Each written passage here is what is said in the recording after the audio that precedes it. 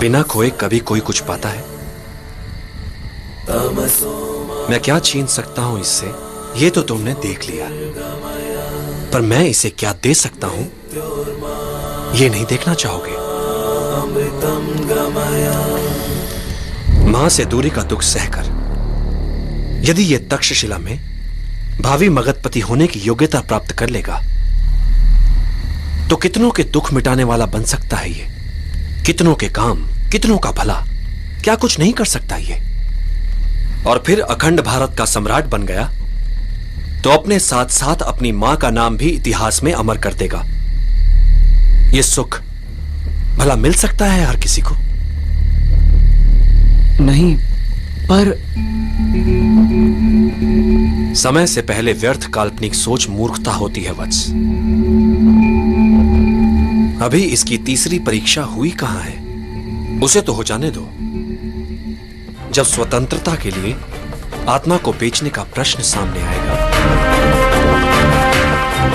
तब ये क्या करता है, देखते हैं।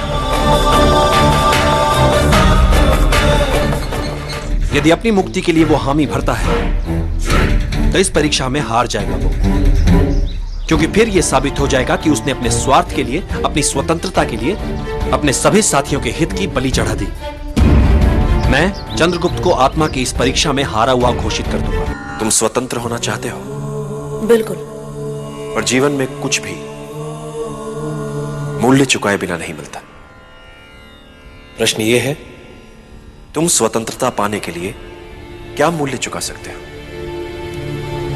अपनी स्वतंत्रता के लिए मैं कोई भी मूल्य चुका सकता हूं। जानता हूं तुम यहां से मुक्ति पाना चाहते हो,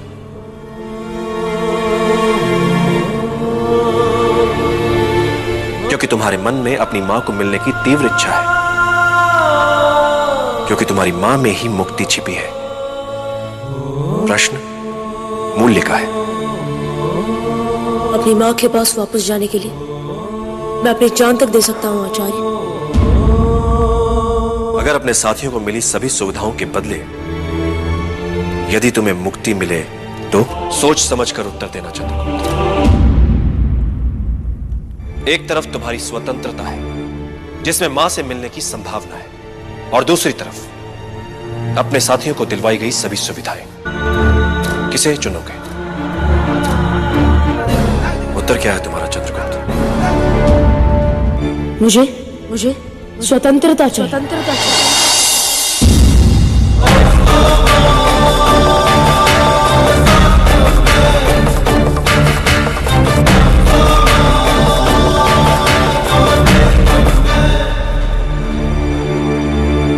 और अपने साथियों की कीमत पर।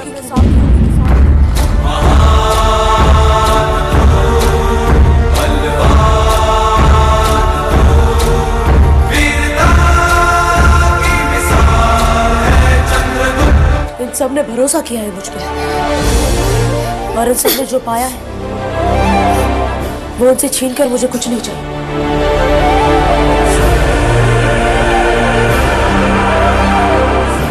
ना ही मुक्ति और ना ही मां। चंद्रगुप्त, मन की इच्छा के लिए तुमने अपनी आत्मा को नहीं बेचा, यहां तक कि अपनी मुक्ति को भुलाकर अपने साथियों के हित को ध्यान में रखा।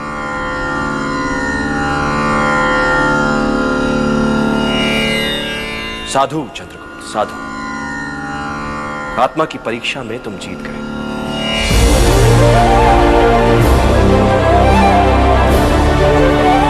जीत गए।